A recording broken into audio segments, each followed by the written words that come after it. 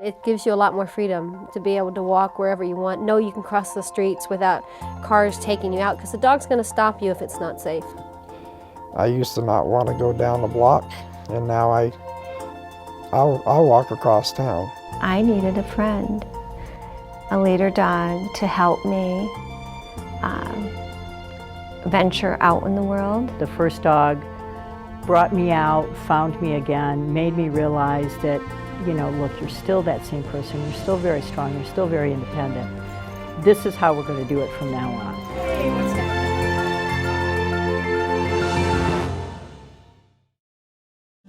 Down, Dallas left. Dallas isn't just a friend and a companion, she helps me.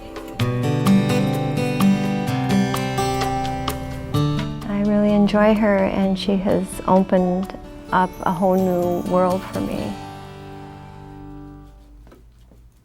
Dallas has helped me enjoy my work, enjoy my bus rides, enjoy my walks. It's this type of independence and self-reliance that Leader Dogs for the Blind has made possible to over 14,000 people who are legally blind since the late 1930s. People, individuals, even though they love me, they get tired of helping all the time. Dallas never gets tired. Leader Dogs for the Blind and supporters such as the Lions Clubs have provided independence and a chance to live life fully. I think Lions support is very important because they're the founders of the organization. They were the ones who have sustained it. They have been the constant sustainer for all 75 years. Every year you could count on the Lions being there to help. I think it would be unfortunate if the Lions didn't see that this is what they built, this is what they sustained, and for its future they should continue to sustain it.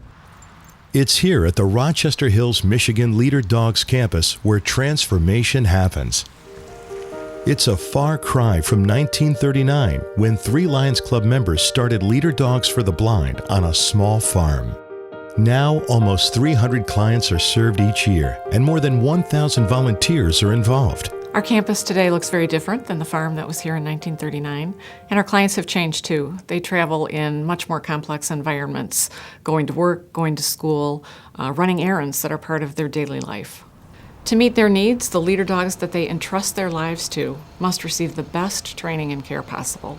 This is why we're undertaking a $14.5 million campaign to significantly renovate our kennel, to create an environment that maximizes the learning potential of our dogs. Great Leader Dogs need the ability to be calm and have self-control in a variety of environments. They also need to interact well with humans. You sit down, Dallas, and say hello. Yeah, don't lick me. Yeah. But now, more than ever, clients are pushing beyond their vision loss and continually asking more from their dogs as they reach new levels of independence. We need dogs that calm quickly. For instance, when you get into a taxi cab or you ride a bus or get on an airplane. Our guide dogs travel in a variety of environments, and as we all know, the world and environments in general are getting much more complicated. Increased traffic, quiet cars, roundabouts are just a few of the challenges our dogs and clients face in today's fast-paced world. This requires a guide dog that isn't just obedient, but one that can actually think and make decisions. Leader Dogs for the Blind's instructors have developed more comprehensive and effective ways to train the dogs for their important work. We first hit the intelligent disobedience, so at the corner I would tell the dog forward, and as a car is making its right turn, the dog knows that even though I gave the command that it's not to move forward if it is unsafe. But now, we are more aware than ever that the dogs are social creatures and their living quarters need to reflect this so that the kennel setting complements the improved training, not work against it. At the Leader Dogs for the Blind campus, some parts of the current kennel date back to the 1960s. So when we built this facility, it was state-of-the-art. The problem is it was a different kind of dog back then, and it was a different kind of standard for guide dogs. And the standards changed, and our dogs have changed. While the dogs are bred on site, they are born in loving volunteer host homes and then spend their first year with a volunteer puppy raiser. They go from a warm home atmosphere to this kennel environment. What our dogs see right now is basically a brick wall surrounded by brick walls. They start as a furry little puppy with their mom and their brothers and their sisters, and we take them out of that environment, and there's stress. If we can create a kennel environment that's calmer, easier going, more time with people, less time just looking at a brick wall, we're going to create more dogs that like to do the work. Every dog that enters this facility must be seen and monitored in the on-site veterinary clinic. What happens here is crucial to producing healthy dogs ready to learn and work. When this clinic was created, one veterinarian and one assistant worked in this space.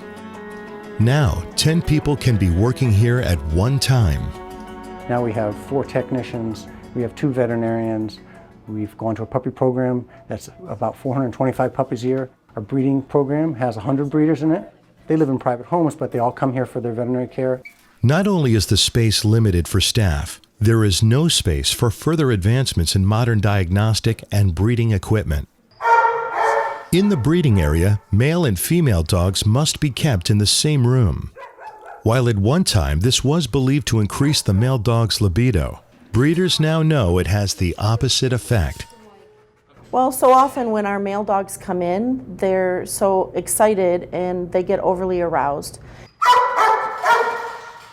And so what happens is we end up having to breed them artificially with their female partner as opposed to breeding them naturally, which is our preferred method. And it's also much more successful for us when we're able to breed naturally. The puppies are kept in a converted garage, which isn't the nurturing, stress-free environment we want them to experience as they transition from the comfort of their mother. Even transporting the puppies to the veterinary clinic is time-consuming and laborious for workers and volunteers. It can also be stressful for these very young puppies. It's not natural. It's not what they're used to, and being so young, it can impact their the way they handle stress in their life, and so it's not ideal. Hey, Red. Good, how you doing? To solve these needs, Leader Dogs for the Blind is redesigning its kennel facility. The goal is to develop the ideal 21st century environment that reduces stress, maximizes human interaction, and best prepares future leader dogs for their crucial work. The veterinary clinic will be the center, the hub of what we do. We'll have the clinic centrally located so that they can move right into the cryo lab or into the breeding areas that we use for our adult dogs. And our puppies are housed in a different area, but they all have central access to the vet clinic. The veterinary clinic will also be modernized with an efficient floor plan and up-to-date equipment. The kennels will simulate more of a social environment. Called open housing villages, the actual cages will be larger and on the perimeter of the room facing in, so the dogs will have more personal space and can see each other. An open area in the middle gives volunteers a place to play and socialize with the dogs, providing them with the love and affection they crave. The breeding area will have separate rooms for the males and females, leading to calmer dogs. An adjoining breeder suite in between will provide more successful results to meet leader dogs' needs. The puppy area will include adjacent day and night areas divided by a door, so the puppies will no longer have to be transported from one area to the other by a cart. This will alleviate stress and anxiety at such a critical stage in their development. Forward. More than ever, people who are blind are traveling independently for work, family, and play.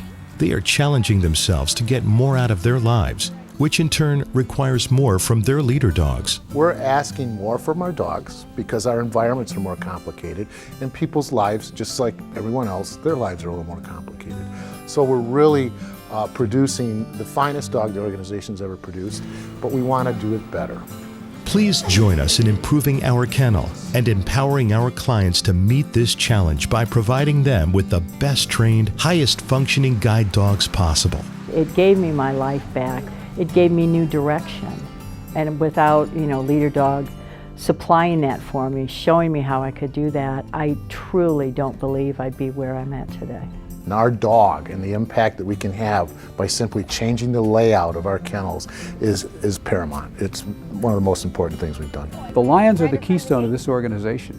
The whole atmosphere mirrors what lions are all about. Leader dogs give so much warmth and companionship and give you a sense of security. I trust her to take care of me, and she trusts me. I'm not alone. After all, these dogs have the immense responsibility of being the eyes of our clients. I would give everything I have back to Leader Dog just for giving me Ryder. They gave me my life back.